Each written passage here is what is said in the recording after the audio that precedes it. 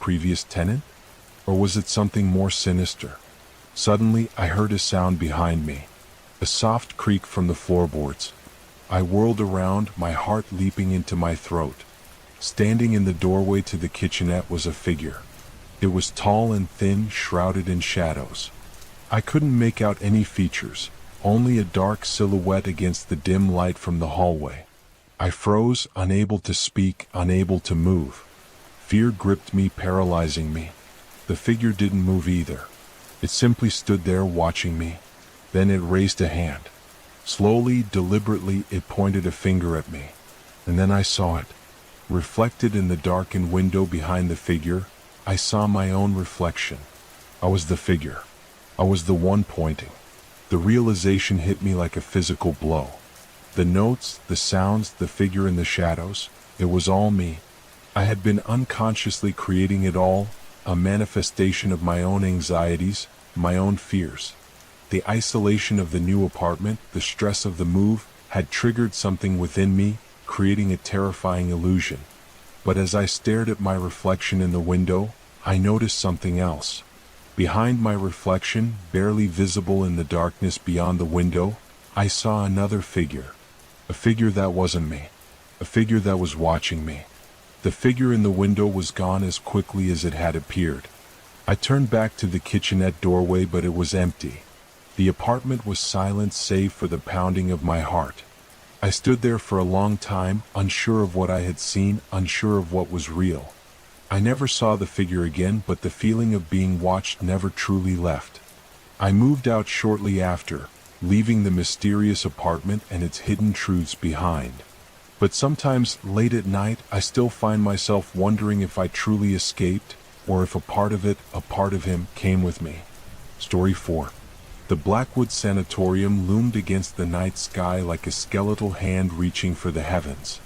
Its silhouette, a jagged outline of crumbling brick and broken windows, was stark against the bruised purple of the twilight. Locals whispered stories of its past, tales of cruel experiments, unexplained deaths, and the lingering echoes of tormented souls.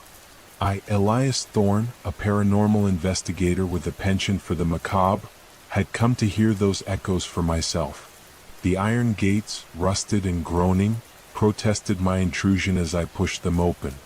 The grounds were overgrown, a wilderness of weeds and gnarled trees that clawed at the sanatorium's walls. The air was heavy with the scent of damp earth and decay, a fitting perfume for this place of forgotten sorrows.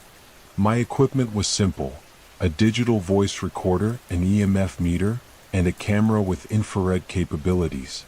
I wasn't expecting to find definitive proof of the supernatural, but I hoped to gather some compelling evidence, some whispers from the other side. The main entrance was boarded up, but I found a side door hanging precariously off its hinges. Inside, the air was thick with dust and the silence was oppressive, broken only by the occasional drip of water echoing through the vast, empty halls. Moonlight filtered through the broken windows, casting long, distorted shadows that danced across the peeling wallpaper. The sanatorium was a labyrinth of corridors and rooms, each one a testament to its former grandeur and current decay. Peeling paint revealed layers of wallpaper beneath, like ghostly palimpsests of past lives. Medical equipment, rusted and broken, lay scattered across the floors, remnants of the treatments, or perhaps tortures, that had once performed here. As I ventured deeper into the building, I began to hear them. Faint whispers, barely audible, seemed to emanate from the walls themselves. At first, I dismissed them as the wind whistling through the cracks in the building, but they were too distinct, too articulate. They sounded like voices, murmuring in a language I couldn't understand. I activated my voice recorder and moved slowly down a long corridor, holding the device out in front. Whispers grew stronger, swirling around me like a ghostly chorus. I could almost make out individual words, but they remained just beyond the grasp of my understanding. My EMF meter began to fluctuate wildly,